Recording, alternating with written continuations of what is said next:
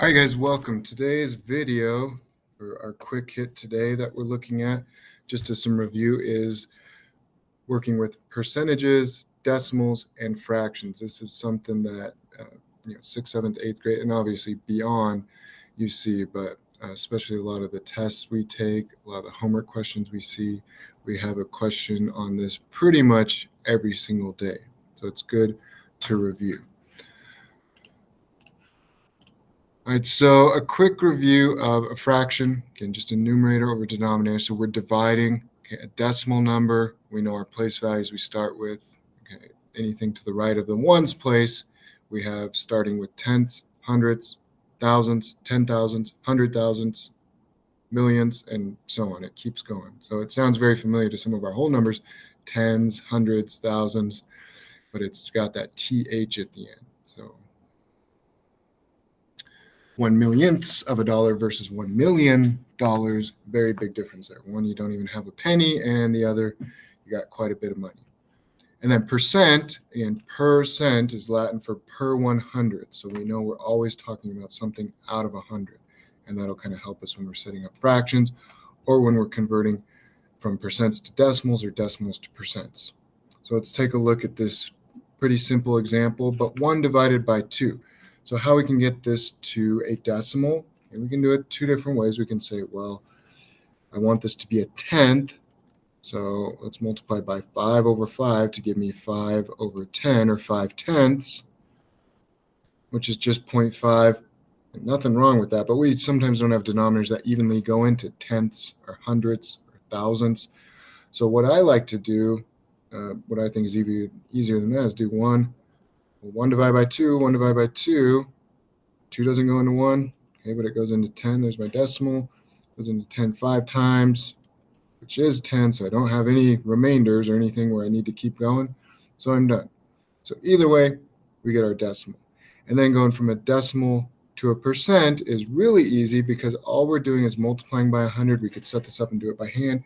We could punch it into our calculator, or if we remember this rule, we don't have to do any of that. I have 2 zeros right here, okay?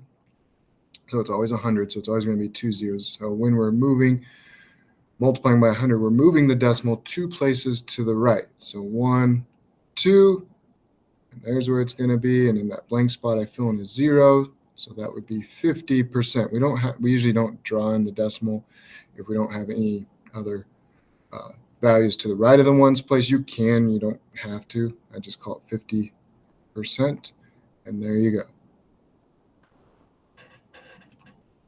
Okay, now let's say we have something that's not quite so easy. Well, 23% as a fraction. Well, we know 23 percent is per 100, so 23 per 100 as a fraction. We're going to put it over 100.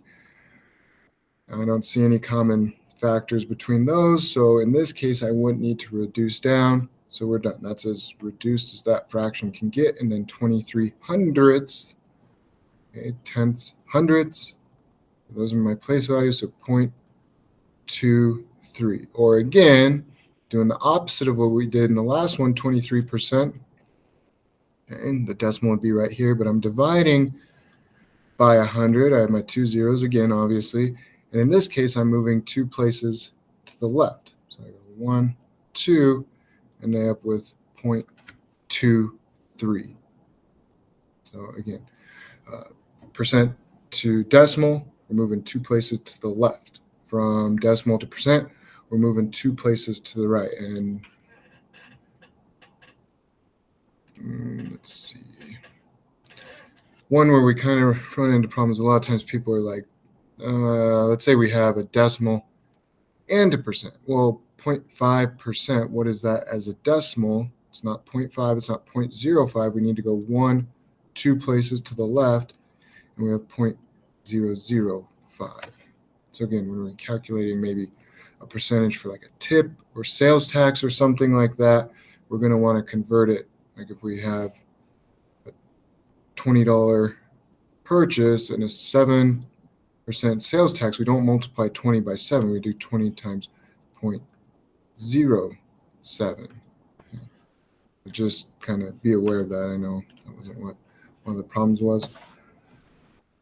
Okay. Again, fraction to percent.